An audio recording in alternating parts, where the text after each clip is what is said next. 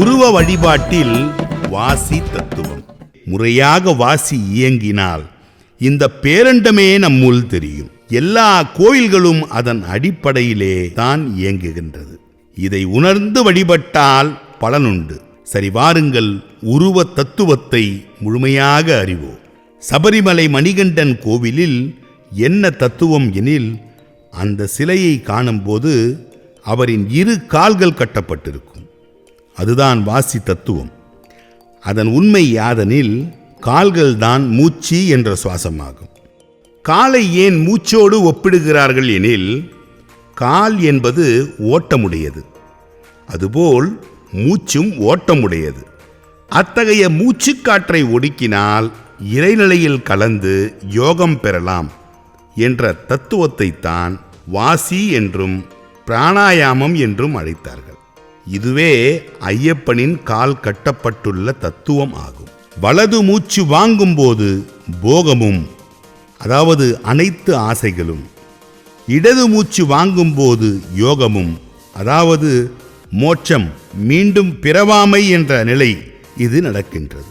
இதுதான் வாசி யோகம். அச்சன் கோவிலில் தன் வலது காலை அவிழ்த்து கீழே இறக்கிக் கொண்டு புஷ்கலா, பூரணா என்ற 2 பெண்களுடன் திருமண கோலத்தில் அமர்ந்திருப்பார். அந்த தத்துவம் உலகியல் பந்தத்தை அனுபவிக்கும் நிலையாகும். மேலும் சபரிமலை உற்சவர் அமர்ந்திருக்கும் ஆலய சுவற்றிலே தத்துவமசி என்று எழுதியிருக்கும். தத்துவமசி என்பது நான் தான் நீ என்பதாகும். அதாவது நீதான் சாமி, நானும் சாமி என்பதுதான் பொருள். அதனால்தான் எல்லோரும் சாமி சாமி என்று அழைத்துக் கொள்கிறார்கள். இந்த கால் என்ற காற்று தத்துவத்தை ஒடுக்கி வாழ்க்கையை பின்பற்றினால் அனைவரும் சாமியாகலாம்.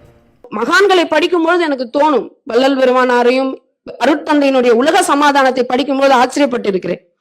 எவ்வளவு நுணுகி போயிருந்தா இப்படி எல்லாம் எழுத முடியும். அதே ஆச்சரியத்தை உண்மையாக மனதார சொல்கிறேன். இந்த ஐயாவுடைய ஞான அமிர்தம் படிக்கும்போது நான் ஆச்சரியப்பட்டேன்.